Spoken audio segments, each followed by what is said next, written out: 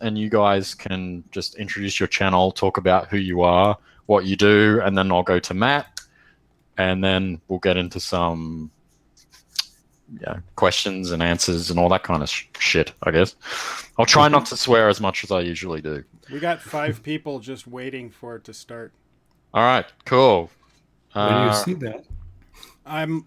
I've got 2 monitors and I've got his live stream up on the other monitor just waiting. Oh, okay, okay, got it. all right. Will the Well, chat be here as well, or just when we go to your YouTube channel? if you go to the YouTube channel, if you have that running in a separate window or something, Okay. just do the pop-out chat. That's what I usually do. Yeah, I just went to youtube.com Yeah. slash user pieces of work slash live. That's the live link for everybody. You just put slash live after it. Right.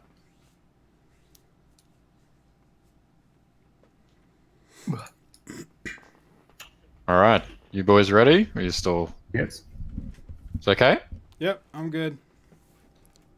All right. I'm going to start broadcast. Your broadcast starting. Let's bring this up here so I can see what I'm doing. Okay, looks like we are live. Hello, everyone. This is the very first Indian cinema podcast. Thank you so much, whoever's watching live now and whoever will watch this afterwards. Today, I have Jimmy Cage. Jimmy. Hi, everybody. So my name is Jimmy Cage, I'm Dennis the Bodymeister, yeah. and we have a YouTube channel called Jimmy Cage where we review Indian movies. We do one review each week.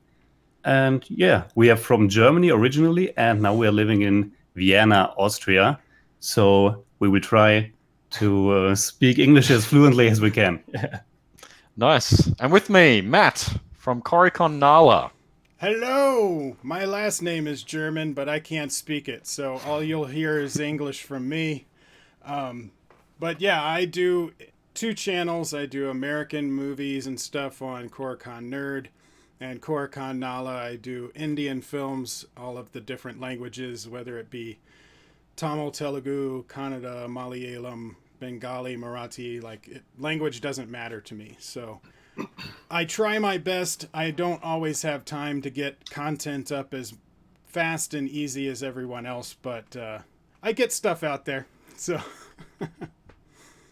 there you go. Nice. All right. So, first question I have for you guys. Well, for you guys watching at home, I'll tell you this.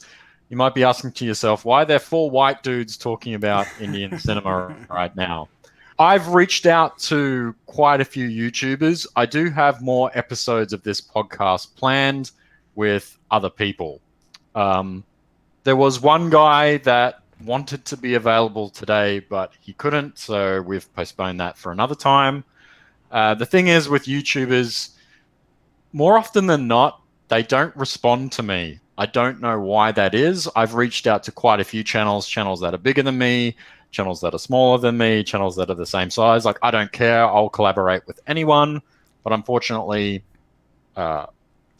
people are a bit strange. Like, I've had some interesting requests from people, but more often than not, they just don't respond, which is funny. A lot of people ask me to reach out to Jabby Coe. I would collaborate with Jabby Coe. I have nothing against it, but I don't think he would collaborate with me because I would probably ask him some questions he wouldn't be comfortable with. But, I'm still open-minded to that. I'll start with you, Matt. Why Indian films? And I'll add a little bit more to that.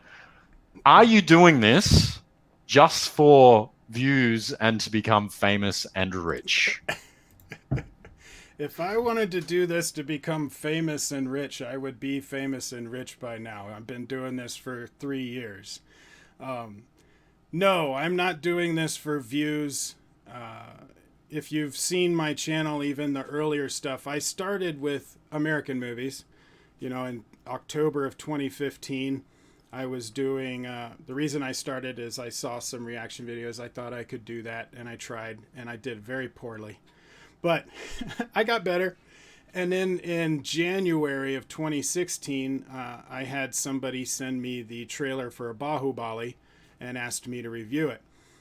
The reason I had no problem with that is because my father has been a huge fan of Indian movies for probably the past 20 years. And it's always been in my house. I just didn't really watch that many of them with him.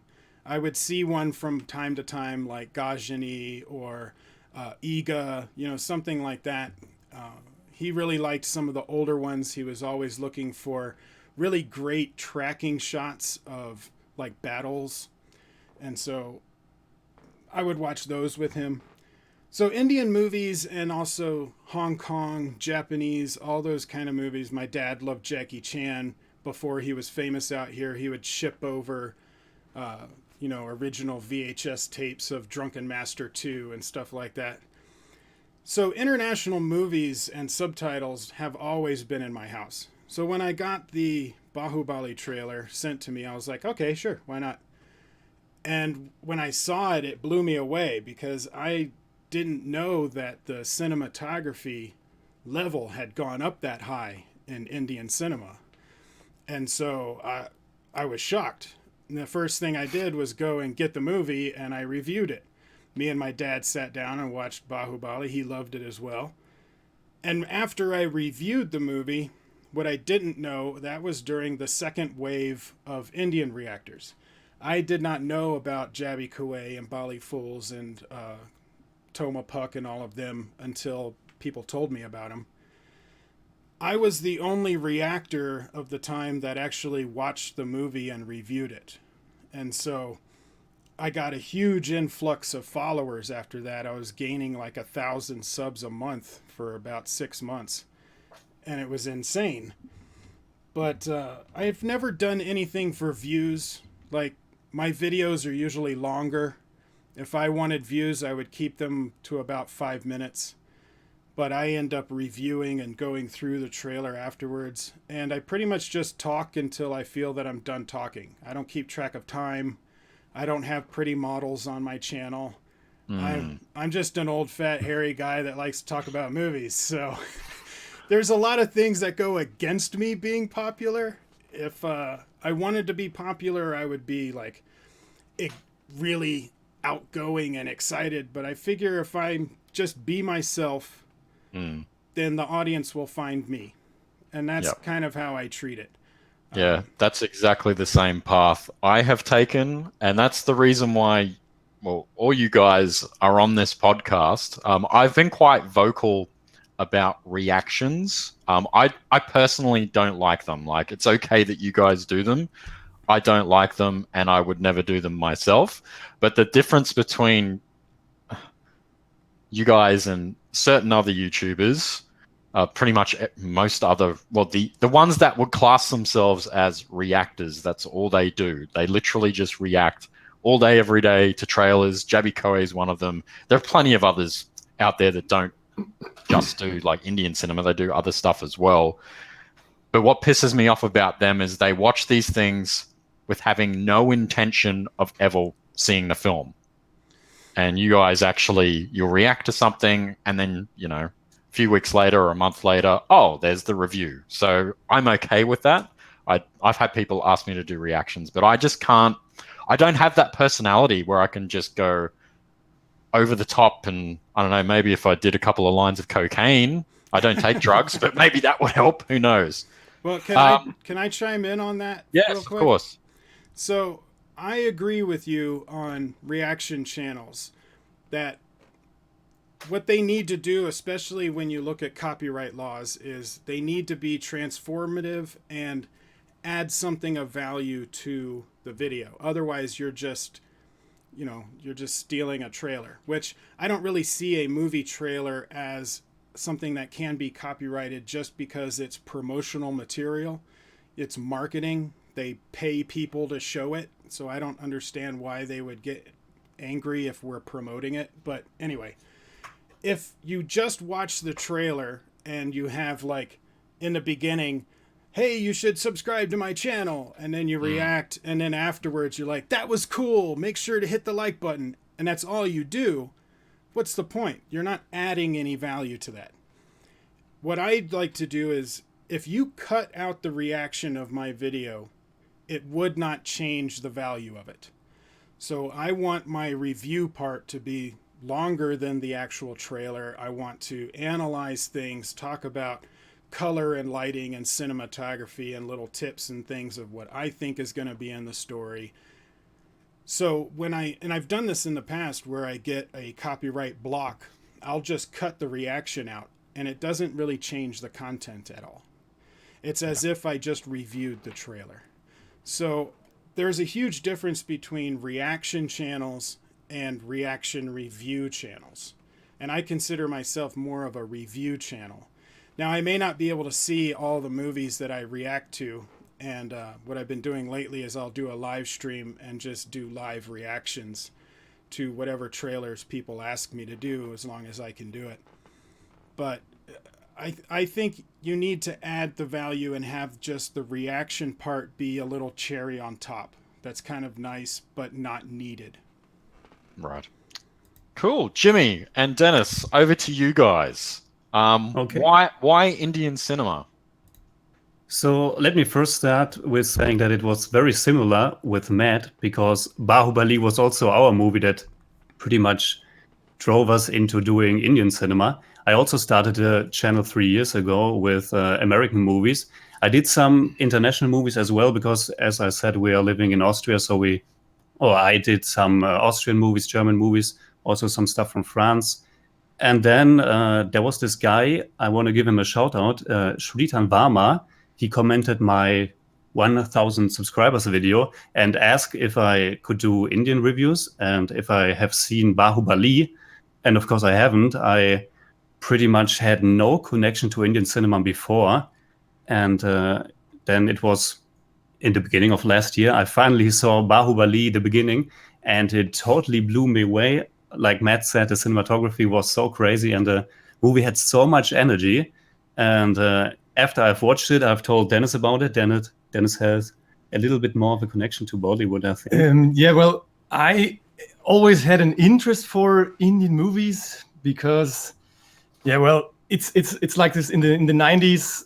Indian movies in Germany came on TV, but it were always on these on these channels where there's always just garbage the whole day. You can only see garbage, and if you switch to the channel, you always see Shah Rukh Khan singing something and dancing, and you thought, what the hell is this? What the hell is this? And I guess when I was studying at the university here in Vienna, I went to a lecture about Bollywood movies, and that's when it started. I guess it's 2007 or 2008 or something. And I saw Mother India, and I saw some 70s movies with Amitabh Bachchan, and the interest grew. And then I saw Yoda Akbar, a movie that I really, really liked. I guess it's 10 years old maybe. Or so. I haven't seen it since, so maybe that changed. But when he saw Bahubali and he told me, hey, you have to watch this crazy movie. And yeah, well, I watched it, and then we got this idea of doing reviews. And well, I'm more of the guy who just shows up once a week, shows up and writes a little bit of the text, and then yeah. I'm still doing most American releases each week, but we said let's do one Indian movie review each week at least, and I think since the beginning of this year we are doing that. And to make something clear, of course, we know Bahubali is not Bollywood. We know that. That was a big mistake because in our review we called it Buddy, because he's Dennis the Buddy Master. Buddy loves Bollywood, Bahubali movie review, which was a big mistake because of course it's Telugu language, which we addressed in the review, but like it is on YouTube. The only comment that we got is that, dudes, it's not Bollywood, and yeah, we know it was a mistake. So that's how we got into it, and since then there was so much feedback, so much positivity from the guys, and like it is with your channels, we get so many movie recommendations, what we should watch and review. And there are also people who ask that we react to trailers, but we are not doing trailer reactions. I only did one trailer reaction in my life for Captain America: Civil War, which was terrible. I felt so awkward with it. And as Matt is saying, when there's a review part, trailer reaction plus review, that's totally fine. But I also can't stand just trailer reactions because it's such lazy content, I think. And so we only do movie reviews on the channel. Right. People are telling me in the chat that there's too much buffering. Matt, how's it looking? There is a lot of buffering. Oh, is there? Yeah. It's from what I see, it has a funny picture of me with my hands in the air trying to laugh, and it's buffering. Oh, that's no good. Let's see. I'm gonna try and reload it. My internet connection is fine. Oh, tell them to reload it, because I just reloaded and it looks... Oh, it's choppy, but it looks okay. Sorry, guys. This is what happens. Well, guys, in the future... Australia. In the future, guys, if it starts buffering for a little too long, just refresh your screen so it reloads. Yeah. Sorry about that. It's the beauty of Australian internet. What can I say? So have you guys... Has the feedback mostly been positive for you? Reviewing cinema? I'll start with you, Matt. Reviewing Indian cinema. Has it been mostly positive? Yeah. I mean, I've had some crazy responses, you know, with getting interviews and production companies. Like recently, Red Chili's Entertainment, their VFX department and their color grading department retweeted my trailer reaction review for Zero because they were impressed with my analysis of their trailer, which was crazy. And, you know, interviewing Madhavan, director and co-writer of Breathe, Amit Saad, Raju Singh. I've interviewed a few other people, like the producer of Days of Borpora. So the response that I've been getting has really surprised me. I wasn't expecting that. But ever since the beginning when I did Bahubali, most of the feedback has been very positive. And one of the things that I've had people tell me, and I don't know how true this is, I'm not going to make any kind of assumption of the majority of like Indian critics and film reviewers. But a lot of my subscribers, when they talk about my reviews, they love the fact that it's an honest review from my opinion. I tend to be more optimistic, so I do give higher grades than most people do for the most part, unless I absolutely hate the movie. And from what I understand, a lot of the Indian reviewers that are very popular, they're either paid by the studio to, you know, give positive reviews, or they hate everything. And so they want the attention of being a negative reviewer. But the amount of like honest reviewers for mainstream Indian reviewers is very thin. And so the audience is looking for other people, and whether or not they're from America or not makes no difference. Another thing is a lot of Indians love American cinema as well. Like they watch American movies just as much as they watch Indian movies. And so to get the point of view of what does an American think kind of makes sense. You know, it's like, well, what does an Indian think of American movies? I would be interested in that as well. I don't have the time to go seeking those kind of reviewers, but if you know of any, I would like to see it. I've seen a couple. I've had some fans send me reviews of American movies from online, like YouTube, internet reviewers. But that's the main thing, is I think most people that are attracted to our channels are just kind of curious about, you know, well, what does this foreigner think of our movies? Yeah. It's funny. I've had interesting reactions from people. I'm quite vocal, particularly here in Australia. Like I boycotted Sanju because of my thoughts on Sanjay Dutt. I've boycotted the Indian Film Festival of Melbourne because I think it's one big sham. It's just shambles. It's just a scam. That's how I think of it. And I'm quite open about that. I've been quite, like, maybe I'm too honest and that's my problem. But it's funny. I don't know if you guys have had this, but I've had people comment on things, and I'm assuming these are very nationalistic, right-wing Indian people that are basically saying things like, "Oh, Indians haven't, they feel inferior to the white man, so they have to go seek the white man's approval." Um, but it's funny. I've never had anyone say anything like that. Like, I've been doing this for over 4 years now. I've been reviewing cinema from all over Asia. I have a job on TV presenting a South Korean, it's only small, it's not a big show, but I'm presenting South Korean cinema to people in Hong Kong, Indonesia, Singapore. I've reviewed movies from China, everywhere. I have never once had somebody attack me for being, for my race, for my background, whatever. Basically, you're not Indian, so keep your mouth shut. Don't talk about our movies. It's been scary, the amount of people that have attacked me. But there's been more positive stuff coming to me.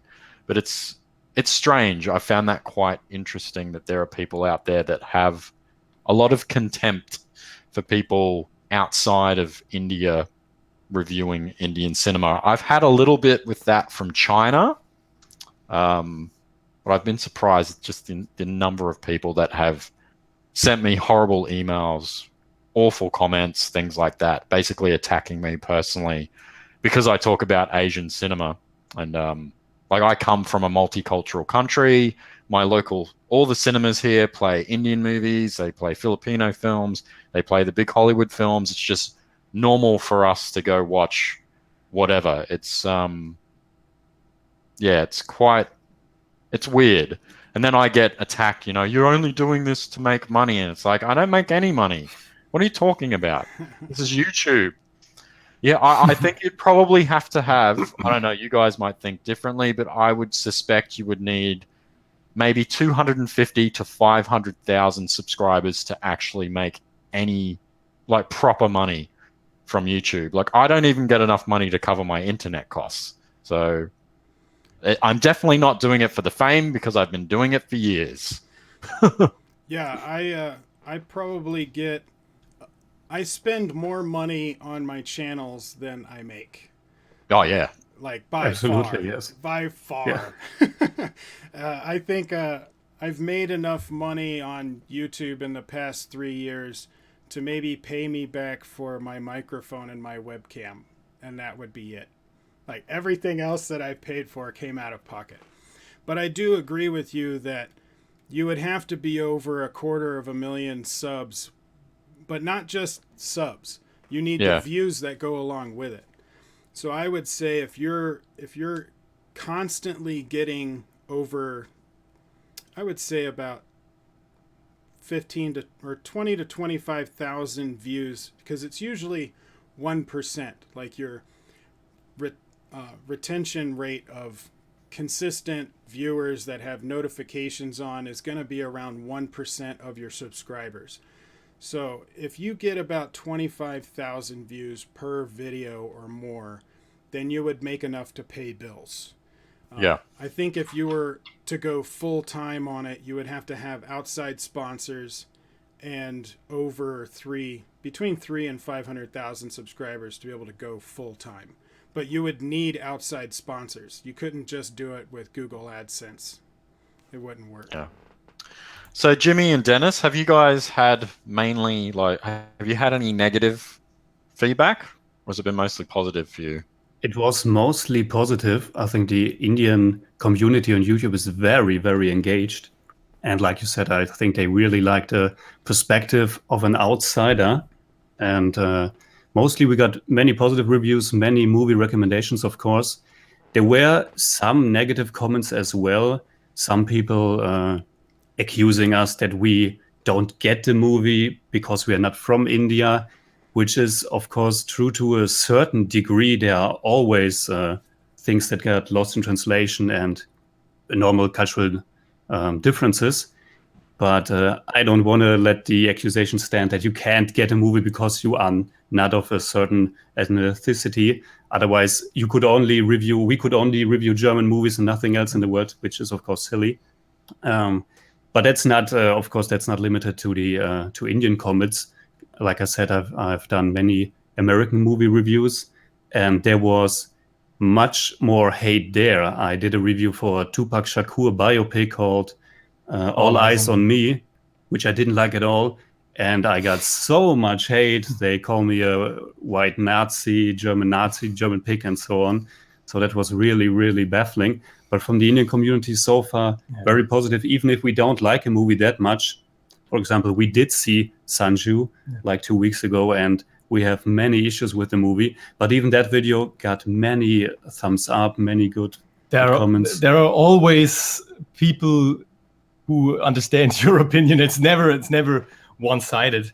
And even with when our first negative review, or mostly negative review, was, I didn't like Baby that much with Akshay Kumar, and we were really afraid to do that review because I gave it only a 5 out of 10, and I was, what do people think? But it really was no problem. And the same with Duruvangal Partnere. It's the movie that I didn't like that much, and it was a little bit hate in some comments, but I guess 95% are positive. Yeah.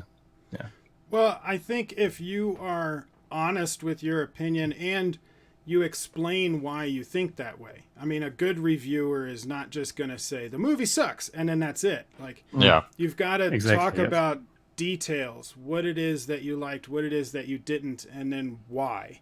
And as long as you explain that logically and it makes sense, the viewer doesn't mind if you don't like it. Like, they may disagree with you, and I always tell my viewers, I'm like, if you disagree with me, great, let's have a discussion about it.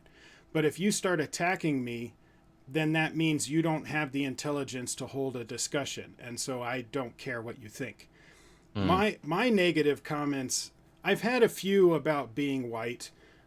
I've had some people confuse me with a British, which doesn't make sense because I don't sound British. But a lot of the people that are doing those attacks, they still feel, very negative towards Britain and what happened to India. And I totally understand that. It's still fairly new. I mean, it's only been like 60 years. However, just lashing out at somebody that wasn't alive at that time has nothing to do with it, and I'm not British. That doesn't make sense to me. Most of the hate I get is when someone disagrees with me and then they start calling me fat, and they fat shame me, or they fat ass, or you don't know what you're talking about, you're ugly, blah blah blah. Like, they always attack my physical appearance because it's very easy. But as soon as they do that, I'm like, that just means you're not smart enough to have an opinion. So I just block them. But it doesn't bother me. I've heard that shit my entire life. Like, it just rolls right off my shoulder. I'm like, oh my gosh, I'm on the internet and I can't handle being called fat. I wouldn't be here. Like, well, that's the thing. People tell me, like, I want to, well, they, Corey, do you have any advice for me? I want to start a YouTube channel. You've inspired me to, like, create a channel where I talk about Korean drama or Indian drama or anime or something. And they say, what's the best advice you can give me? And I say, harden up, have a thick skin, because you can't, if you're going to put yourself out there, people are going to criticize you. And people are going to say mean things on the internet. Welcome to the internet, basically. But I get confused for a Brit all the time. And I find that funny because we don't like the British just as much as the Indians don't like the British. Like, Australians and Indians actually have not a lot in common, but we're actually quite close because we both play cricket, and Australian cricket players are very famous in India. There's a big Indian community here. It's funny when people, this British guy, blah blah blah. I'm like, I'm not British. Like I'm actually German too. Like I wasn't born in Germany, but my grandparents were German. I can't speak a word of German, so don't even. But it's funny. Like everybody has and people also ask me why does like Hollywood like stereotype Indians all the time? And my answer to that is why does Hollywood stereotype Australians all the time? Like Crocodile Dundee and all that stuff, you know. Crocodile Dundee is so awesome. Maybe for you. Out here it is. Well, I haven't seen it in 20 years. Yeah. Yeah. All right. So, have you guys been approached by like sponsored content or anything like that, or paid content by any like corporations or? Who do you want to go From first? India, Oh, no, Matt, we'll nothing go with so you, Matt. far. Nothing for Jimmy, no. What about you, Matt? Have you been approached by like, hey, we'll pay you this if you do this or anything like that? No, I have not been approached as a paid sponsor, but I have had tech companies want to send me products and ask me to review them. So, and I say that in the video. This is not a sponsored video, but I did get this for free. They wanted me to review it. And whenever you have a tech company or something like that, they always do that. They send it out for free to get a review. I guess they take the gamble that if you don't like it, but they'll send it to 20 people, 18 of them may like it and 2 of them won't. So they just highlight the 18 that like it, I guess. But the company, one of them, I'm trying to get the box, is Mayono, and they do microphones and stuff. This is their new wireless headset that I reviewed. But they had sent me a lavalier mics that I did a review for. And apparently they really liked my review because I was testing it. You know, I tested it outside in wind. I tested it in a car. I tested it all these different places. I wasn't really reviewing it as much as I was just using it in different spots and seeing how it sounded. But their investors were impressed by it, and so they wanted to send me more products. And I just did the same thing with this one that I did with the other one. I just took it outside. I took it to an office building so they could see what reverb would sound like, and then I put that up. But then they liked that one as well. So I've not been sponsored with money, but I have gotten free products out of it. That's pretty cool.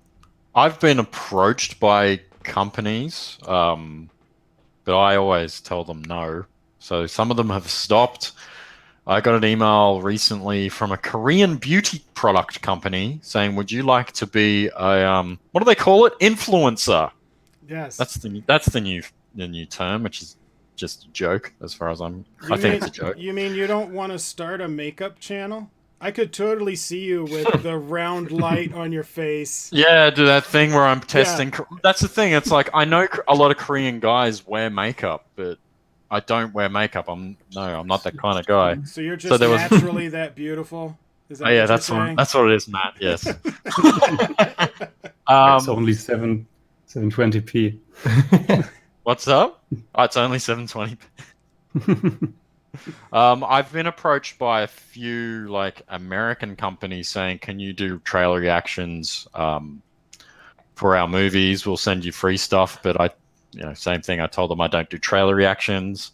There was one that was like, because I wear prescription glasses, they said, "Hey, we'll give you a free pair of glasses, and we'll give your viewers like 5% off if you like promote our glasses." And I was like, "I'm not doing that." Yeah, actually, I did get approached by that company. Same one, yeah. Yeah, that one I don't mind because what it is you're basically doing a sponsorship that's not connected to your content. So if I ever got sponsors, like a company that would pay me to sponsor my videos, I wouldn't want it to be a movie company because I'm reviewing movies. So if I take a sponsorship from Universal and I don't give any negative reviews to Universal movies, it's a thing. Yeah. But for glasses, like they approached me. I didn't do it just because I've had the same glasses for 15 years. I don't see the reason I would get new ones, and I don't want to try and find my prescription. I'd have to go get. It's a big thing. I don't want to do it. But getting sponsored by a company like that, and then you get paid from people going and clicking the link. So when they, they save 5%, really that kind of 2.5 to 3% of that comes back to you. Boogie 2988 uses a lot of those, and they're basically, you get paid by people clicking on it. I don't think you and I, or people that are under 250,000 subs, are really going to make much money doing that anyway, because the majority of people are not going to click that link. Yeah. And so you're not going to make a lot of money. But I don't see a problem with those. It's more of like, putting a third-party commercial inside your review, and people would understand that, if you can get paid, get paid. But just don't do anything that's going to go against what your content is. If I was reviewing glasses and they wanted me to sponsor my videos, I'd say no. Yeah. Cool. Are there channels that review glasses? Probably. There's channels out there for everything, man. All right. Let's get to some viewer questions. Are you guys cool with that? Sure. All right. What have I got here? There's probably a lot. Guys, do you want to hit us with your questions, please? I'll see if there's something on here. People talking about the BBC and how they don't like the BBC. I don't like the BBC. I don't like a lot of mainstream media, to be honest. Okay, Premiere Brothers. What is your opinions about Malayalam films? So let's start with Jimmy and Dennis. What do you think of Malayalam films? Very broad question, of course. It depends I on know. the specific movie. But I have to What say Malayalam films have you guys seen? Oh, so we started with Drishyam yeah. a year ago, maybe half a year ago, and we really enjoyed that a lot. And from there was no return because we got so many Malayalam movie recommendations.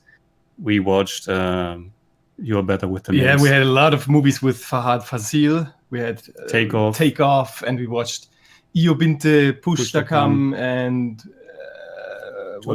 Ton di Mutalum Triksaksium. Yeah, and well, when I first got into Indian cinema, I didn't even know that there was something else in Bollywood. When I was a teenager, I thought, Bollywood, that's it. And after we discovered Malayalam cinema, I think the treasure chest of Indian cinema really opened for us, because there's so much to watch, and we get so much recommendations, and there's I think it probably is my favorite industry in India. It's also the one we did the most movie reviews, I think, easily. It's Malayalam, then Hindi, then Telugu, probably with our channel. And we did some Tamil movies, but I think Malayalam is it's this treasure chest. You really can watch so much stuff, and I personally like Fahad Fazil very much since we discovered his movies. And we really have to catch up with more Malayalam movies because we only seen one, Drishyam, I think. Yeah. And well, the Mammootty movie we watched, the first Mammootty movie we watched was Ava Minte Santatikal, called, and you know how. Yeah, I did my review of that. Didn't go down too well with a lot of people, but what do you? But an aspect I really enjoy about Malayalam cinema is the locations, because they are often shot in Kerala, and that place looks absolutely stunning on film. I think it looks even more stunning when you're there, probably. But it's such a great location, especially in Io Binte Pustakam. It's such a beautiful shot movie. Yeah. Cool. How about you, Matt? Sorry, I thought I heard someone knocking. Oh, you're right. Oh. Anyway, I haven't been able to see any Malayalam films yet, just because our movie theaters out here mostly show Hindi, Telugu, and Tamil. Every once in a while, it's very rare that we would get Malayalam. So I think we've had like a Bengali movie here or there, and then very rarely Kannada, but we haven't had any Marathi movies. And so I try to focus on more new movies, something I can get to the theater to see. Um, and so I haven't been able to see any Malayalam films. And I do want to get into seeing more older movies, but I just don't have the time. And so I do the best I can with the time that I have. And most people understand that, but they get annoyed and pissed off because I'm not reviewing every Indian movie that comes out. But I do want to get into some, like, I've seen a lot of Kannada short films, and they're great. I haven't seen too many Malayalam short films. They're mostly features. I would like to see some. Hopefully, sometime in the future, I'll be able to get to a consistent increased rate of seeing older movies so that I can jump around to the different industries. How is the cinema going experience for you when you go watch these movies in the theater? Well, first of all, we are very lucky that they are showing Indian movies here, because I think we live in Vienna, which is the capital of Austria. I think in no other town in Austria you could even see movies like this. And in Vienna, there are 2 cinemas that show Indian movies. I would say there's at least one every 2 weeks coming out, mostly the big Hindi movies, but also some stuff from Punjab. Yeah. And sometimes Malayalam cinema as well. And we are most of the time we are the only non-Indian guys at the cinema, and I think most people think that we are in the wrong auditorium. Same thing. I actually had that happen to me when I went to see that Mammootty film that came out recently. It was packed. It was a sold-out show. It was in a big theater. The organizers of that, that put the films in the theaters here in Australia, they actually contacted me and said, "Hey, come along, we'll save a seat for you." I walked in, and this lady, as I was walking in, she had her kid. They were trying to find their seats, and I walk up, and she said, "Oh, I don't think this movie is for you." I'm like, "Oh no, I'm here. I've been invited here." And she's like, "Really?" I'm like, "Yeah." And it's hard for me to explain what I actually do, so I'm just like, "Oh, I'm just here with friends. It's fine." Matt, what about you? Well, when I go to the theater, it is the same thing. Plus, I get more looks because I'm a really big guy. Like, I'm 6'2", and I've lost some weight, but I weigh about 325 ish. And so when I walk into a room, people notice the size, and then they notice I'm not Indian. So it's like this really big white guy just kind of wandered into our theater. What the hell is going on? When I went to see Bahubali 2, I actually went with some fans. They invited me to go and see it with them in Denver. And so I kind of was able to go with a group of people, and I didn't get any looks. But when I went to go see Padmavat, it was like really a lot of confusion, and people expecting me to leave as soon as the movie started, when I realized I'm in the wrong theater or something. But yeah, I mean, my theater experiences though out here is my theater is really far away. I live in a town that doesn't show Indian movies, and so I have to travel at least, let's say, a minimum of 1 hour to see an Indian movie. Most of them show in South Denver, so it's about an hour to an hour and a half, sometimes 2 hours if there's a lot of traffic, but I try and go during movie times when there's not traffic in the city. And so for me, it's difficult to find time because the movie is probably going to be around 2.5 to 3 hours, and then three hours of driving. I mean, I'd have to cut an entire day out just to go and watch one movie. And then if you include reviewing and editing and all of that stuff, it's like a 12-hour process. And I don't really have that kind of time. So when I have a day off, I usually look to see what movies are showing and if any of them are somewhat close. So if one of them is showing at a theater half an hour away, which is rare, then I try and go and see that one. Otherwise, it has to be a really big event for me to go. That's why I vlog a lot of the times before my movie review, because I'm like, I got to get something more out of this. you know, and at least show people why it's difficult for me to go and see these movies. But I love doing it, and so I do it. But I should try and review more movies at home, just because, like, I haven't been able to see a movie in the theater, I think, for Indian movies since Padmavat, unless I did another one. I'm trying to remember. But it's been a while. So it's hard for me, but I do try and go. Yeah, that's dedication, man. An hour to 2 hours drive. See, I'm Yeah, but spoiled. I can just go like to the like I live relatively close to the CBD, so I can. There's a theater there. There's another one. There's like in Australia, like I said earlier in the stream, like these movies are pretty easy. You know, the big Bollywood ones all play, but then we do get the Tamil ones, Malayalam ones. Not many Bengali films, unfortunately. Um, how else do you guys access Indian cinema? For me, I have Netflix, Amazon Prime, Hotstar.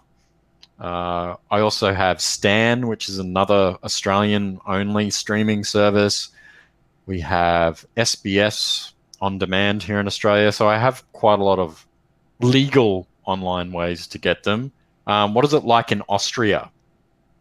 Well, Netflix is a good option here as well in Austria. There are many Indian movies on Netflix here. And it was also the reason why I even got Netflix, because normally I don't watch that much of their program. But then I saw that they have a bunch of Indian movies, older stuff from the 90s and also newer stuff from like a year ago. And so I tried out Netflix and we catched many movies there. There is some stuff on YouTube as well but it's probably. But the thing is, here in Vienna, we have all these kind of these little shops in the city where you can buy all kinds of Indian food and drinks and DVDs, but it's mostly older stuff and the quality isn't that great. And but yeah, it's mostly through Netflix. Some things are on Amazon Prime, but also with Amazon Prime, with the Amazon Prime US, where most stuff is, we can't access that here in Austria. We could get an VPN, I think it is called, but that's difficult. And yeah, even then you have to have a credit card that's registered to an American address. Okay. Because I have Amazon, but I have Australian Amazon Prime. Actually, recently the Australian government, sorry to cut you guys off, but recently the Australian government stopped imports from any Amazon that isn't Amazon Australia. So I was actually importing a lot of DVDs and Blu-rays from the UK, from India, from the US. Now I have no access to those. What? They just cut it off? Is that even legal? Yeah. They cut it. We can't access it. So you can't order anything from Amazon.com? Only Amazon.com.au, because the Australian government has now charged a 10% import tax. And the CEO of Amazon told the Australian government to go shove it. So Oh, man. now we only have Amazon.com.au, which of course limits things to inside Australia. And if they're imports that somebody has purchased themselves, obviously the price is 5 times what I would pay elsewhere. So that's really screwed me. eBay sellers. There are a lot of eBay sellers that are still shipping to Australia, but again, there's that 10% markup, and then they know that it's harder for Australians to get a hold of stuff. Of course, they're going to charge us more, obviously. So it's a thorn in my side at the moment. So I get so many requests. Hey, watch this, and I can't. Blame my government. But apparently, we live in a democracy and it's very free in Australia. It's not like North Korea or China at all. Do you get to see them on like Amazon Prime and Netflix? Yes, we have the Australian versions, which, as you can imagine, they're like 5% of what they have in the United States. So you might have access to things that are on Amazon in the United States, and you might recommend it. You might email me and say, "Hey, Corey, you should check this out," but it won't be playing on Netflix in Australia. Whoa, I didn't know that. So, yeah. Yeah, most people don't know that. Most people recommend stuff and say it's on Amazon Prime or use this link. Yeah. And then I click on the link and it's no, not in your country. Sorry. Mm. Yeah. Even with a VPN, doesn't work. I've tried. Okay. Because the Australian government even cracks down on that stuff with VPNs. And that's the thing. I tried to register for Amazon Prime US, but they were like, you need to have a credit card that is from the United States to be able to do this. Wow. So, I know. They make it hard for me, man. They make it very hard for me. Um, but everybody thinks Australia's like it's a beautiful country, it's a nice place, but it's probably one of the most expensive places in the world to live, and the government does have a lot of control over uh, arts and entertainment. Like we get video games and things banned here all the time, all Yeah, the that time. was in Germany also always so. Now in Austria, it's way more liberal when it comes to arts. But growing up in Germany, there were movies banned, video games banned. Mm, Now the situation is a little bit better, but back when we grew up, it mm. was quite Yeah. annoying. All right, let's move on to the next questions. Go to Matt this time. Do you think South Indian movies maintain a higher standard compared to Bollywood? Um, so when you're talking about like comparing the industries, there's a lot of people that want to know if the quality is the same. Like I would argue that South Indian films, whether it be Tamil, Telugu, Kannada, and Malayalam, some of the best cinematographers in the world are coming out of South India. Like they've got some crazy good cinematographers. Even the lowest of budget movies have some amazing shots. Like Amazon Obajan, which was, I think that was a Bengali film. The trailer alone had some beautiful shots, and they filmed it in the Amazon. Like they traveled over there to film it there. I think South Indian movies are trying to utilize the budget that they have. Now, the Hindi films, or what you would call Bollywood, the Hindi films have more money just to spend on movies. And so the quality of like lighting and production and editing and all of that stuff is a little higher just because they can pay more for it. I think South Indian films are increasing in their budgets, which is increasing the quality of the movies. So I don't like to say that one industry is better than another because they're all good in different ways. Like I don't consider Indian movies better than American movies because most of our movies suck. It's just the good ones get distributed around the world. So, and not even that. I mean, there's a lot of bad ones that get distributed as well. And I don't like it when I have fans that ask me to compare Indian movies with American movies because I'm like, you don't want to do that. We have too many problems with our movies, of like releasing crap because they put a big budget into it, but they don't spend any time writing it. I like movies that have an interesting storyline, have interesting characters, and I think every language has that. That being said, some of these South Indian movies are spending a lot of money and they're taking huge risks. Like with Bahubali parts 1 and 2, that was a big risk. Not as much for Bahubali 2, but for Bahubali the beginning, that was a huge risk because that was a gigantic budget. For the sequel, it's justified because you're making a sequel of the first movie. For 2.0, for Robot 2.0, they are taking a huge gamble, especially with all of the problems that they've been having with post-production, that it's really increasing and inflating the budget.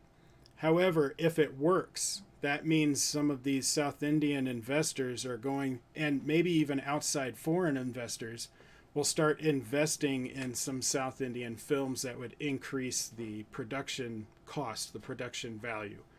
So, I don't know. I don't like the idea or the question of automatically assuming South Indian movies are not as good as Hindi films, or assuming that one country has better movies than another. It's all about how much money you have and how you utilize it.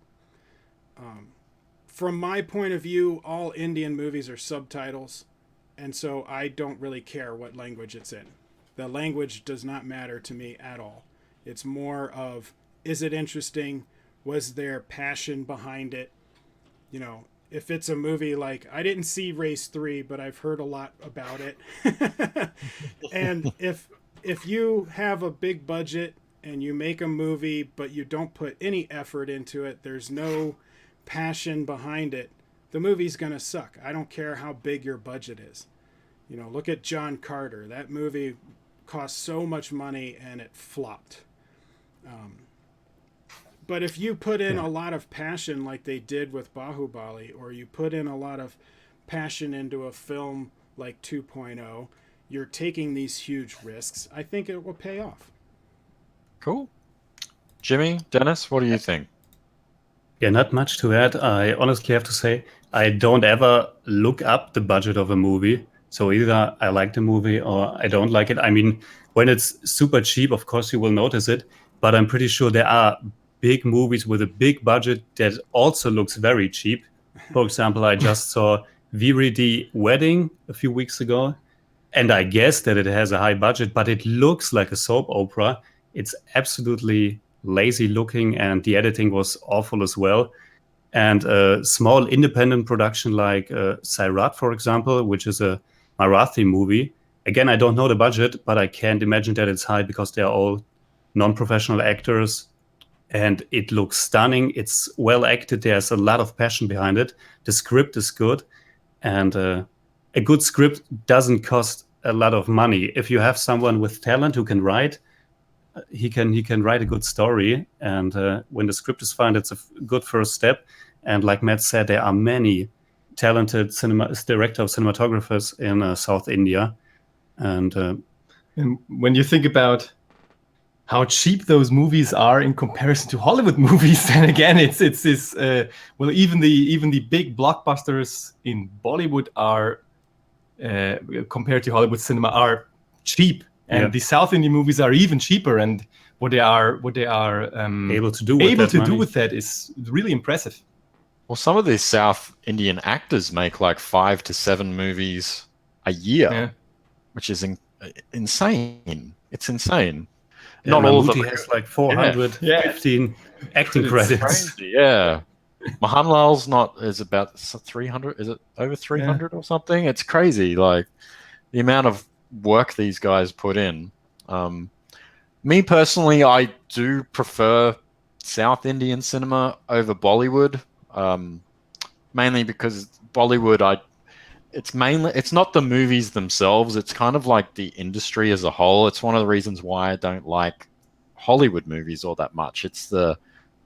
I guess it's the criminal behavior behind a lot of these films, and the dirtiness of the industry.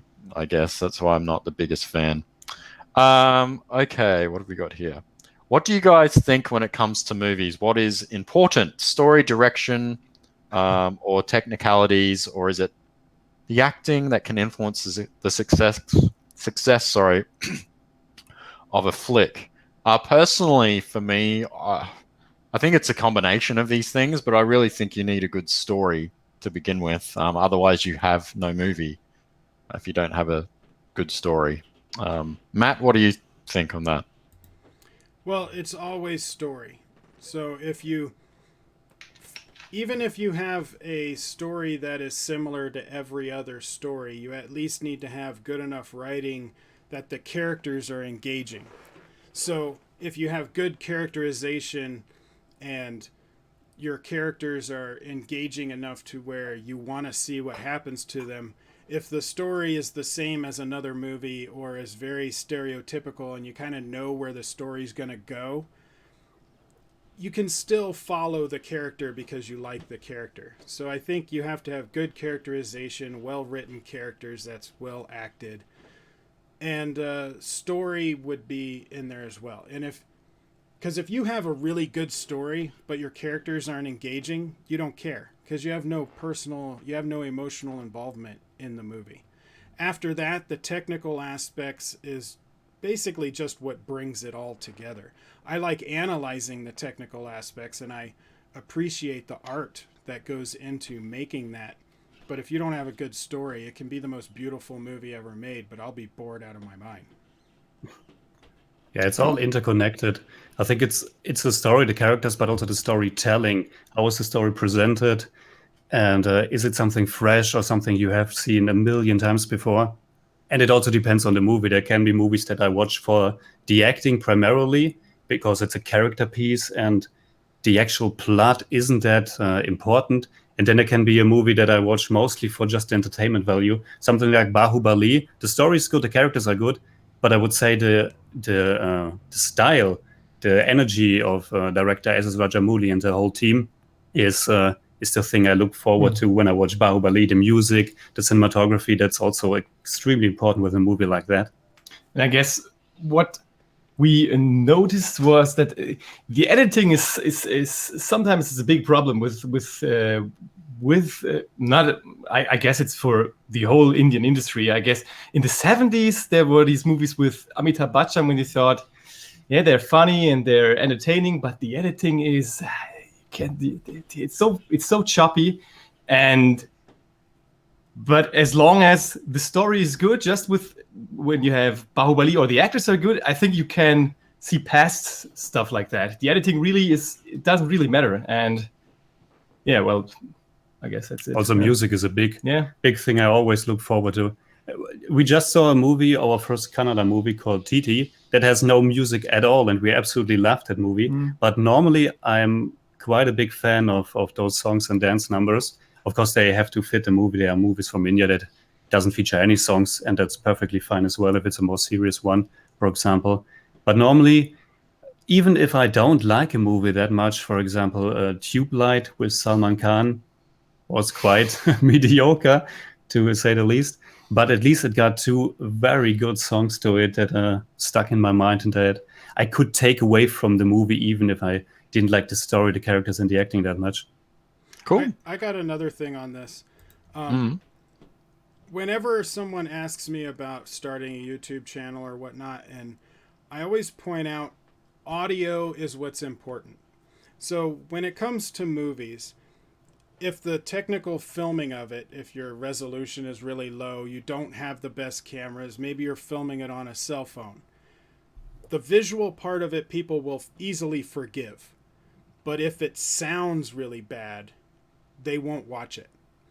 So if you're making a YouTube video, a short film, a movie, anything, people will forgive the visuals before they'll forgive audio. And then if your acting is bad and the story is subpar, they can still kind of forgive that if they enjoy the characters, but just don't skimp on that audio. Yeah, this brings us into the next question, actually. Any common problems you see in Indian movies? For me, as somebody with a music background, I often find that the sound mix is really off when it comes to sound effects, music. That recent Mammootty film comes to mind. There were just moments where the score just overpowered what was actually happening in the scene. Some of the sound effects weren't mixed properly. And I think for me, when it comes to Indian cinema, that's the biggest issue I have is the sound mix. More often than not, it's not mixed very well. What about you guys? I actually have a reason for that. Yeah. For many movies in India, people are, cheering. They're very loud in the theater, and so you can't hear it. Right. And a lot of people have told me that, because I had complained about that. Why is the music so loud? Like, the dialogue is not that loud. And they were saying, well, we can't hear the music because everybody is cheering too much. So now that usually is only like opening weekend or maybe the first day. After that, you don't need that anymore. But I would agree with you. There's some movies like I reviewed Shavai, and the ADR was horrible. Like it sounded like they had their face right up to the microphone, and you could hear every pa pa pa that was in there, and it was all grainy. I didn't understand why the ADR was so bad. And so on for that the visuals for that movie were stunning. The cinematography looked amazing in Shavai, but that ADR was so bad that the audio pulled me out of the movie, and so I ended up not liking it as much as I should have. Yeah. Jimmy, Dennis, Yeah, for what common notion with the problems for sound. you. The sound? Also the sound mixing, yeah. Even with a great movie like Iga, for example, from SS Rajamouli, it sounded it sounded fine. The music was good, the voice was good, but there were almost no sound effects in the whole movie. It was like you're watching a silent movie, and then there are some people talking, but no sound effects. And I don't know if it's maybe because some actors speak a different language on set, maybe, and it's all dubbed in that particular case, for example. I'm not sure. And also, as we mentioned, the editing is sometimes subpar compared to other movies from other industries. Sometimes it's fun because, well, I don't. It's fun to again. We have Race 3, for example, where almost anything is bad, and even when they have the money and make this big movie, the editing is so it's like you put the movie on a chop block and cut it out. It's the scene transitions are sometimes very awkward and off-putting. Yeah, you have to kind of recollect and reorientate and to know where exactly you are right now. Yeah. And also the Mammootty movie had flashbacks within flashbacks, and I was baffled, and you had at least some clue what was going on. Yeah, and we could talk because it was so loud. Yeah, we could talk in the cinema because it was so loud. All movies in Austria, all indie movies, are screened at a volume that's totally insane. There was a movie, Mensal, where I put Mersal, where I put something in my ears because otherwise my head would have exploded. Cool. All right, I'll just find another one. Actually, Matt, I want to ask you the question, what we were talking about beforehand. You've had the pleasure of actually interviewing some very famous and interesting people from Indian cinema. Would you like to discuss how that happened? Okay, so people that are on my channel probably have heard this story, but I did a trailer reaction and review for the Amazon Prime show Breathe with Madhavan Amit Saad, and I liked it. The trailer looked cool, and I did my review part that I always do. So I think my video ended up being like 15 minutes or something, and in my review part, I was analyzing sequences and saying, oh, I think this happens at this point and this happens at this point.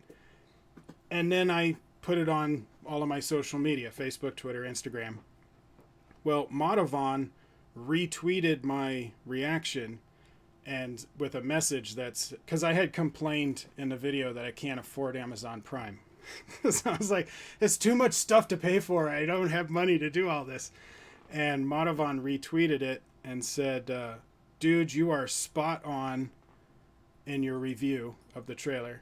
Allow me to buy your Amazon Prime account so you can review the show as a thank you for traveling to see Vikram Vedha. And what he was referencing was I reviewed Vikram Vedha, which was his movie last year. And before it, I had a little travel vlog because at the time I didn't have a car. And so I had to take a bus and a train down to South Denver. It was a 2-hour ride to go and see the movie. And I had fun with the vlog, just kind of messing around. But apparently he saw that review last year. And I didn't know that he had seen some of my videos. And sure enough, he had Amazon contact me. They gave me a free Amazon Prime India account. And I was able to watch the show, and I reviewed every episode.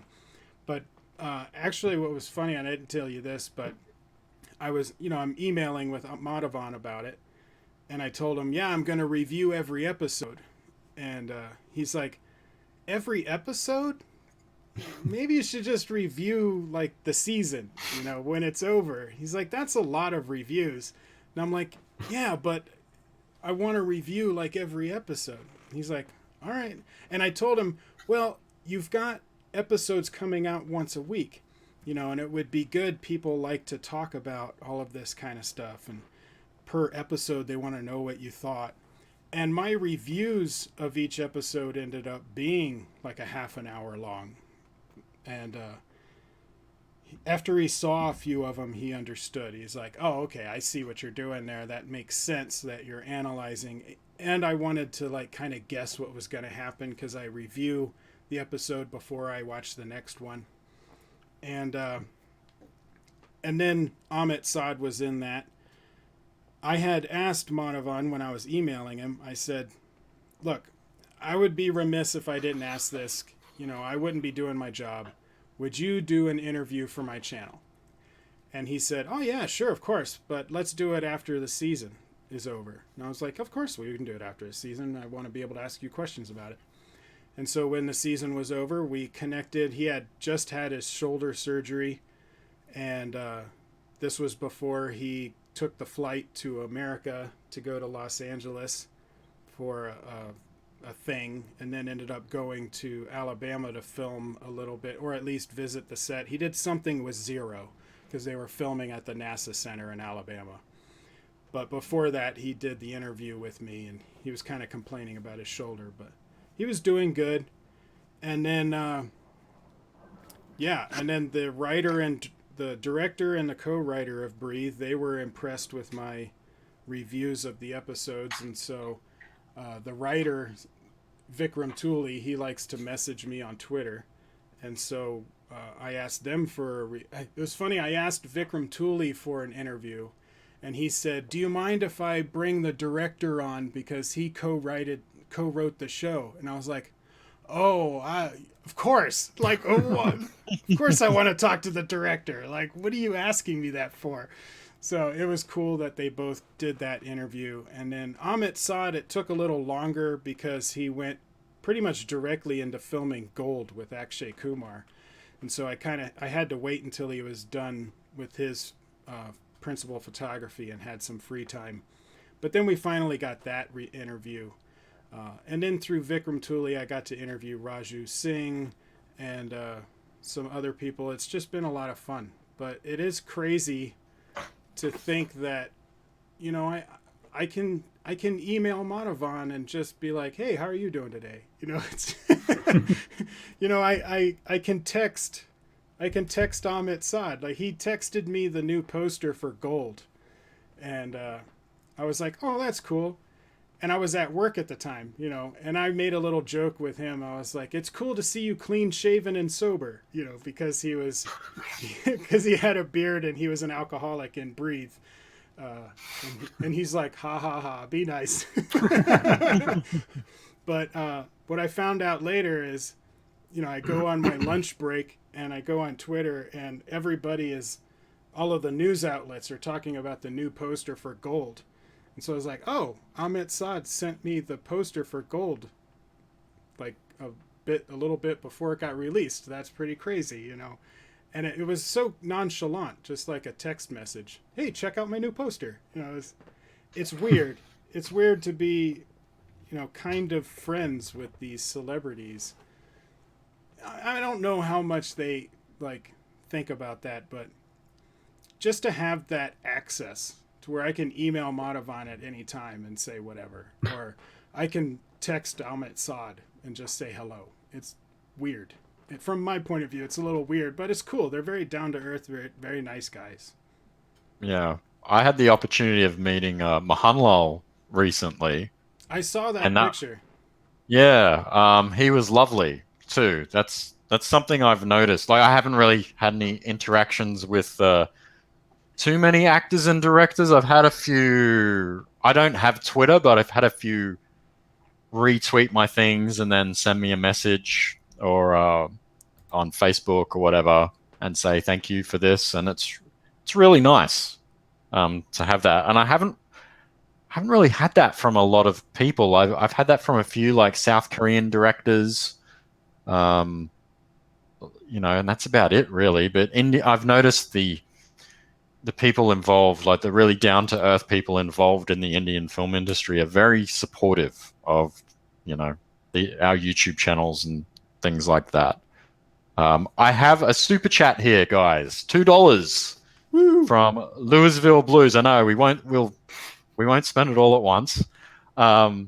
Who's your favorite writer director from South?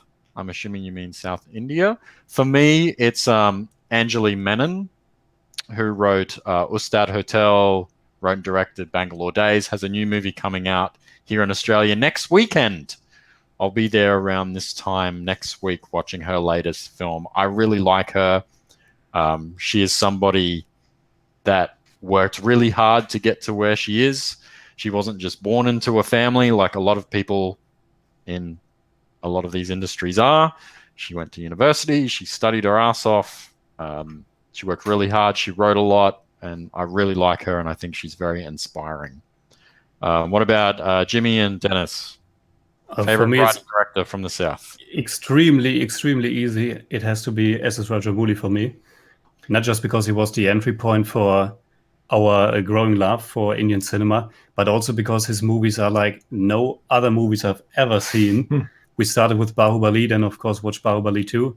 And then we watched Eager because it was recommended to us, which is a movie about a guy that gets killed, but is then reincarnated as a fly, as a housefly, who will take revenge. And the story alone is so crazy. I know it's not, it's based on a short movie or on a short story. So the idea was there. But the way he tells that story on this big scale, on this big epic scale is fantastic. And he also made this Maryada Ramana with Sunil, and I like that one very much because it showed that he didn't always make these.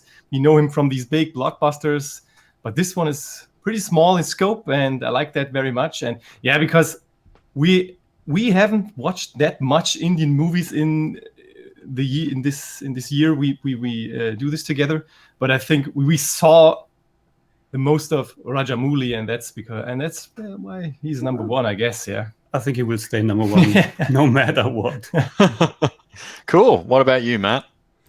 So I don't have favorites of anything because I try to stay neutral so that none of my reviews are biased. However, that being said, another reason is because I don't know everybody. Like, there's probably a better director than the guy that I would say is my favorite. But I would have to kind of agree with Jimmy that S.S. Rajamouli, just because he was my entry point as well. And yeah, Iga really sticks out in my head because I had not seen anything like that. That was just a crazy movie. I'm like, you're basically watching, Man on Fire or The Equalizer, except instead of Denzel Washington, it's a housefly. And you're like, what the hell is going on? So that, yeah, I like S.S. Rajamouli. I like the cinematographer that he uses. Them combined have some amazing visuals. And the writing is good. I mean, I wouldn't say it's the absolute best writing ever, but it is good. But I'm sure that there's probably other directors, and the people will tell us who is better than, and their opinion. But I try to stay away from saying favorites of this or that because there's a lot of stuff I haven't seen. And so maybe I'll see something down the road that is now my new favorite thing. And I don't want to go into a movie with fanboy blinders. I try and go in and be as neutral as possible. And so if I tell myself I don't have a favorite of anything, then I'm always open to being neutral when I go and see a movie and I don't have those fanboy blinders on. Well, it's a good way to go into movies. I try to just go in open-minded to just about everything I watch. I don't really watch trailers or read other reviews. I've had people tell me, like, after I've given a review to something, you should read other people's reviews before you give your review. It's like, no, that makes no sense. Why would I do that? No, I refuse to look at any reviews before I see a movie. Yeah. And like if I know that people are going to be talking about a movie, you know, like a new Marvel movie or something that is obviously going to be online, I won't even go on social media. So like I refuse to look at any messages. I won't look at any posts until I've seen the movie. And after I review it, then I'll go back cuz I'm interested to see what other people think, but I'm not going to listen to it or even give it any attention until after I've already given my views so that I don't get biased. Just like why I don't like favorites of things. I don't want the fanboy blinders. I also don't want any of my opinions to be influenced by someone else's opinions. Cool. Just going through the thing. I felt bad when Corey when he met Swara Baxkar. She was all right. I met her in Hong Kong recently. She was nice to me. I don't agree with her, obviously, on a lot of things, but she was fine and she was willing to engage in a conversation, and that's all I can ask from people. I did give her my card, but I don't think she'd be interested in being interviewed by me. What else have we got? How are we going for time? We might cap this off soon. What we got? 5:20. We might give it another 20 minutes. I want to keep this thing under 2 hours. Um, Get your questions in. yeah, guys, get your questions here. There's a lot of favorite Indian this, favorite Indian that, and there's no after what Matt just said. There's no point asking those questions anymore. Well, you guys Yeah, can it's really answer hard them. to answer. Well, I don't really have Yeah. a favorite script, or that's a weird one. Favorite Indian script. Unless you Um, read them, it's very Yeah, hard to answer yeah, that there's a because you lot of never know. talk here about sacred games. I'm Yes. actually reading the book at the moment, and if you guys have seen the book, I don't actually have it in here. It's actually in my bedroom. The book is like this, it's like almost 1,000 pages. It's like a telephone book. It's so heavy.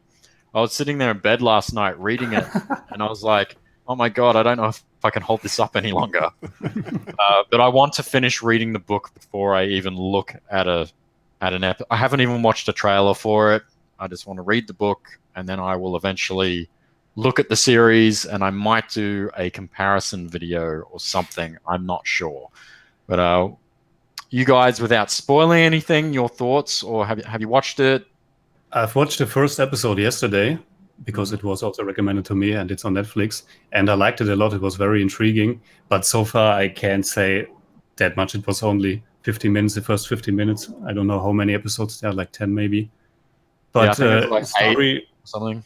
Seven. the story is quite good so far.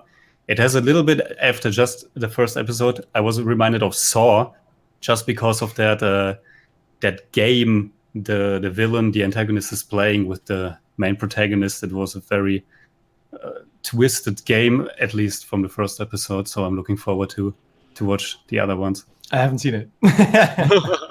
What about you, Matt? Have you made any videos about it or plan to make any videos? Yeah, I'm going to be reviewing every episode like I did with Breathe. And so I saw the first episode and I I was like, "Wow, okay, I didn't know that they would go there and they did." So I'm quite happy, but I will be reviewing that first episode and then I will watch the next episode and review that and so on. I want my reviews to also be kind of speculation kind of thing, even though all the episodes are out.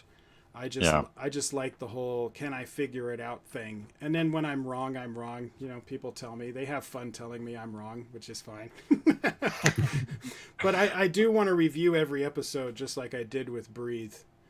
And one unique thing is they have an English dubbed version on Netflix. Oh, I won't be watching that. No, No, no, no. I won't. I didn't either. But I found it interesting that they released it with an English dub. A lot of times you don't get English dubs until like years later or once it's on a Blu-ray or something.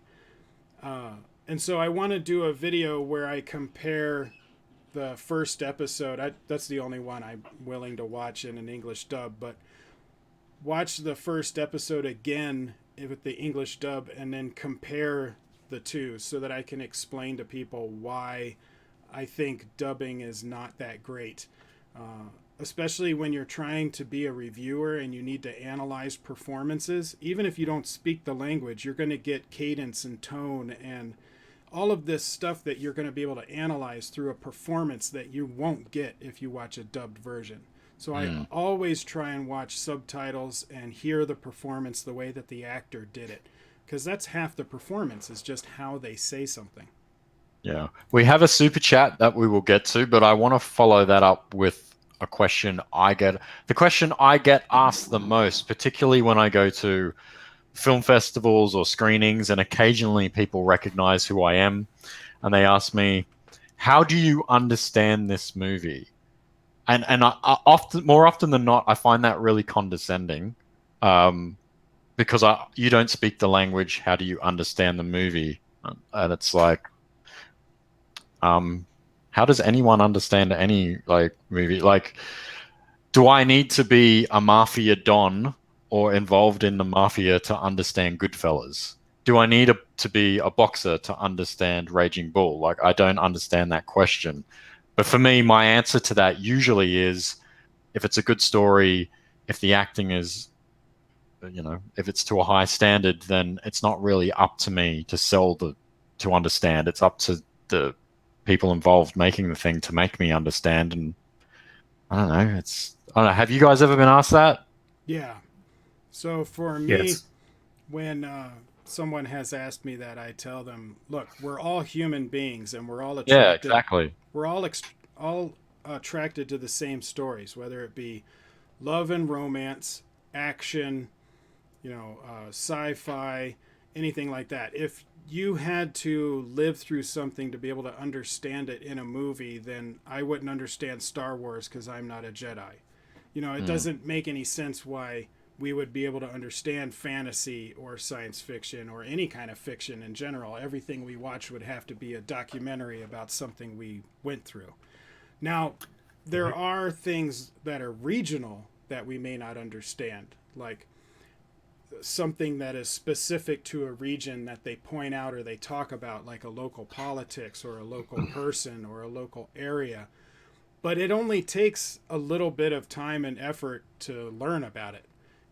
A lot of the times in the past few years where I would review a movie or a trailer, I do this all the time, where I'll just be like, I'm not sure what they mean there and what is that? And then they tell me in the comments, like, what I love about my Indian subscribers and my Indian friends is that they understand that I'm not going to know what that is, that one specific reference. And then when I ask it, they have no problem like giving me the details and telling me about it and not being condescending about it. They're not, being like, oh, stupid American doesn't know what it means. Well, there are some that do that, but the majority of people are, they're happy that I'm interested. And so they will explain it to me. And then, I understand it. It's not that difficult to be able to understand those references. You may need a little bit of help with it, but once you get it, you got it for all the future movies as well. So I don't think there's a big deal with that. I can read the subtitles, and all movies are done in the same way. They have very similar stories. It's easy to predict a lot of things no matter what language it's in, because all of the stories are very similar. There's not very many original stories that don't follow a current format. Yeah. Jimmy, Dennis, do you guys get asked that question? Yeah, well, sometimes when we don't like a movie, there are always people who say we simply didn't get it. But it's also the case with American movies where there's really no language barrier. Of course, there are some things that will get lost in translation, as you said, some nuances or regional stuff. There are always things like that. But normally it's not a big complaint. And as Matt was saying, people know that we are not from India, and they know that there are things we probably don't understand right away. But it's also storytelling is storytelling, and when it's done in a good way, you will understand. It's a universal thing. It's a universal Yeah, thing, exactly. exactly.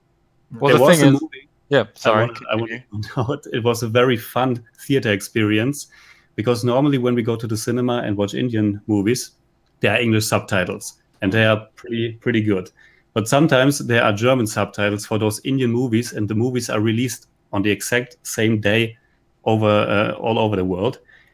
And there were German subtitles for the movie Karib Single with Irfan Khan, where they simply took the English subtitles Google and Translate. translated each word Yeah. one by one, and it was hilarious. It was Best movie ever. It was the best theater experience ever. We laughed our asses off, and because something like "what's cooking," it's not something you say in German, so it doesn't make any sense. And most of the time we were quite baffled, and it was really fun. Yeah, most of the time we were just thinking about what they really mean. So we were translating the German subtitles back to English and trying to figure out what they're saying. Yeah. My God, I want to learn German just so I can experience that. That would be awesome.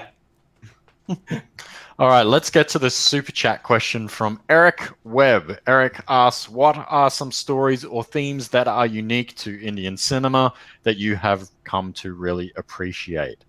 For me, there's often this family dynamic within a lot of movies, you know, reconnecting with family. Ustad Hotel, that movie really moved me. You've got this young guy, he doesn't really know what to do with his life. He has a bad relationship with his father. He connects with his grandfather through cooking, and you know, I like that. And that's not unique exactly to Indian cinema, but it's quite common, and I like that. What about you, Jimmy? Dennis? I think there are also many movies that have social issues that address social issues, like for example, Padman, which is a biopic about a guy who invented a sanitary pad machine because it was a big problem in rural India that women couldn't afford sanitary pads, and it's also a big taboo to even speak about that. And that a big Bollywood movie even addresses something like this and tells it in a fashion that everybody can relate to it is something quite cool, I think. There are also many movies, like for example, Three Idiots or Charlie, that feature a protagonist who is a little bit different, who is acting outside the social norms and rules. I think that's something that we've seen many times. It's this topic with you may be different, but it's nothing bad, and you can be whatever you want. It's with so many movies where this is a topic. But I think what I like about Indian cinema in general, a thing that brought me into it is this. Maybe it's this more obvious way to show emotions or show love or show it's that it feels more like a movie sometimes. So they don't try to be subtle. They just show you how it is. They show the eyes of someone who's in love, and they show how he spins his head, and it's sometimes sometimes I just love the way how obvious it is, and that's not meant in a degrading way. I love that it feels like a movie, and I guess that's pretty unique for Indian cinema. Cool. Matt? So there's a lot of movies there's a few movies in America that have like a small town feel to it, where you have a collage of characters. But there's a lot of Indian movies that do that, where you have a whole bunch of characters in one location or one town, and you feel like you're a part of this city. Rangastalam was a recent one that I saw. I wasn't a big fan of the ending, and I went into that in my review, but the core of the movie, where you had this town and all of these different characters that they did some great characterization with, you fell in love with the town itself. The town was almost its own character. There's a lot of Indian movies that do that, where you have multiple characters that you end up falling in love with the group instead of just an individual character. But also a lot of Indian films that have the song and dance included in the movie. I'm not a big fan of what I call the music video, where they have a music video that they filmed before that they're using for the marketing purposes, and then they just drop it in the movie at some random moment. I don't like that. However, No. I really do like the song and dance sequences that are good, that take place on set with the characters during that situation. One of the examples I use all the time is Rajnikanth in Basha. In the beginning, the first song sequence is with the auto drivers. I guess you would call it not just the taxi, but they have the three-wheeled bikes. The auto drivers, they were having their scene, and then they go into this song and dance, but they're still on location. They're dancing and singing with the auto drivers, which is awesome because they're all like hairy guys and not print, they're not clean. And then it just flowed right out of that into the story. So you had a nice flow in, music, and then out. And it reminded me a lot of like many of the musicals that we had in the US in the early part of the 19th century. 20th century, sorry, the early 1900s. We had a lot of musicals, and we just don't have those anymore. And so when a song is really good and it makes sense to have it in that part of the movie, it's not distracting from the story, and it takes place on set, I love it. And we just don't get very much of that anymore. So I see many of those musical moments, something that I miss out of cinema that I think can add a lot of value if it's done right. Yeah, I think the best song and dance numbers are the ones that really move the story along or underline a certain theme. For example, Three Idiots has this All Is Well sequence that is really all about what the movie is all about. And later on there's Zooby Dooby, which is this love theme. And both of them are an integral part of the story. And so they are great. Man, another thing that I really like is that many of those actors and actresses are these all-rounders. It's just like in the 20s or 30s in Hollywood, so they can well, they don't always sing themselves, but they can dance, they can act, they can do everything, and there's this power and energy, and they show what they got, and I love that. I really love that. We have a name for people like that in Australia. Hugh Jackman. Yeah, not the Hemsworth brothers, just Hugh Jackman. Oh, no, they can't. Well, Chris is all right. What's the other one? Liam. Oh, he can't act to save himself. All right. Well, we might leave it there. We've been going for quite some time, and there's the lag and all that stuff. But I apologize for my terrible internet. Our connection has been fine. Well, I just don't know what's happening with YouTube. I'm going to send you a video. Yeah, that would be good, man. I might just upload that one once I have it. If you can Dropbox it. Do you have Dropbox? I'll just put it on my Google Play or my Google Drive. I'll send you a link. You can download. Excellent. I'll download it and re-upload it. That way people can watch a decent copy of it. Well, thank you very much for joining me, guys. Thanks. This is kind of like the first one of these. We'll be doing more. Next month, I hope to have some different people on, and then, we'll mix it up. We might bring Jimmy and Dennis back with somebody else, and then Matt back with another person. I know a lot of people have been saying in the comments, do this once a week. Okay. Yeah, I don't think we all have that amount of time, guys. We would love to. If we could all do YouTube full time, I'm sure we would all be more than happy to do this once a week or once a fortnight. But unfortunately, we all have jobs and other things to do. But yeah, we will definitely do more of these. Jimmy, Dennis, would you like to plug your channel? Yeah, of course. You can find it at The Jimmy Cage on YouTube. You can also find me on Twitter, Instagram, and Facebook at The Jimmy Cage. And that's about it. Yeah, and I'm at The Bodymeister on Twitter, just on Twitter, and, well, I'm on YouTube. I also have a podcast about film music. And, yeah, well, you can find all of this out at The Bodymeister on Twitter. Awesome. Do you guys have anything coming up that you'd like to plug? I think, well, we're watching in the midst of watching Magadira from S.S. Rajamouli. Maybe this one will be our next review, and there will also be another episode of Buddy Loves Bollywood, which is this huge special review format that is over 30 minutes long, and we are finally doing PK but I can't say anything more when this will be finished because it's a lot of work. Awesome. Somebody's asked me about a rehash episode. I'll get to what I'm doing very shortly. Matt, would you like to just plug your stuff? Yeah, I've got 2 YouTube channels, Koricon Nala and Koricon Nerd.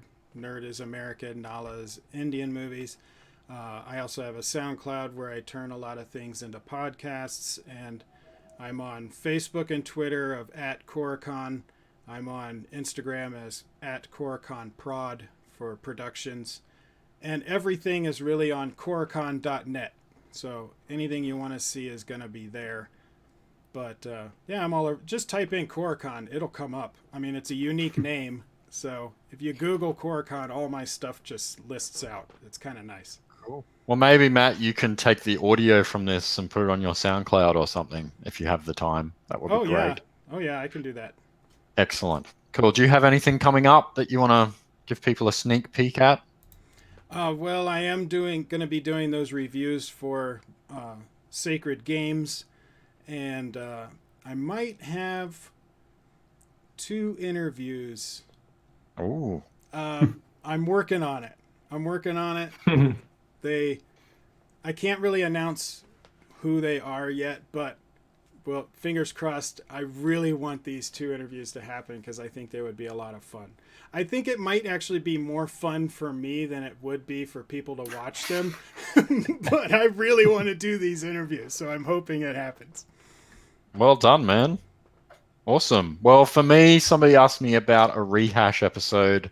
Nathan and I haven't had a chance to put anything together for a while. He's been busy. But we do have something planned.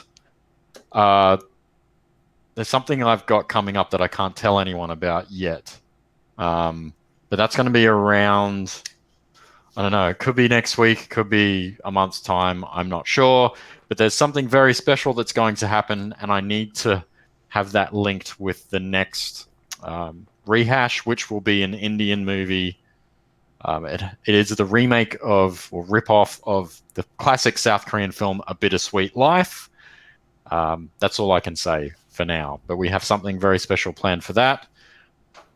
49,000 subscribers I'm almost at. I am going to, my Patreon people know this, but I will be releasing an old song of mine.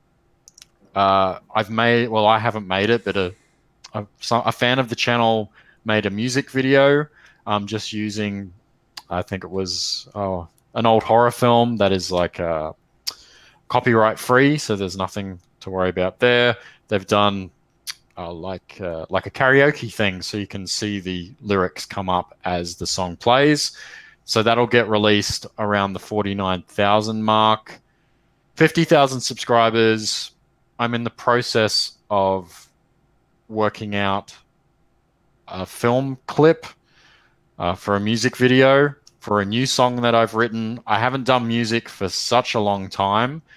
I've had a song that I've been working on for a couple of years, and I think I'm ready to release that.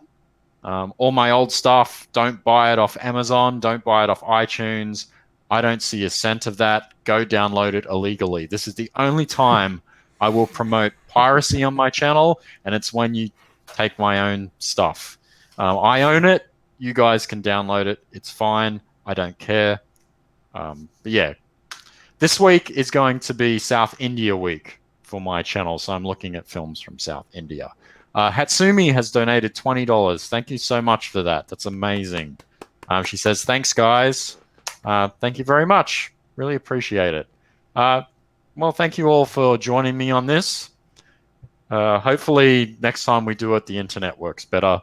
And we'll actually have a topic that we will talk about. I just thought, for the first episode, we'll just get to know each other, talk about each other's channels, all that kind of stuff. And that's what we'll be doing next month with the 2 very special ladies I have. I've been accused of this channel being a sausage fest, so I've reached out to some more ladies, and they've actually gotten back to me. So, yeah. Thank you all for watching. Really appreciate it. You guys have a great day, morning, wherever. We'll see you soon. Morning. Bye. Bye. Bye. Ciao. Stop broadcast. Hang on. It's stopping. All right, there we go. Broadcast has been successfully terminated. Well, thank you, boys. I Yeah. appreciate that. Thank you for having us. Yeah, we'll definitely do that again. Hopefully that went okay. Matt, yeah, if you could totally give me the link to this thing, that'll be amazing.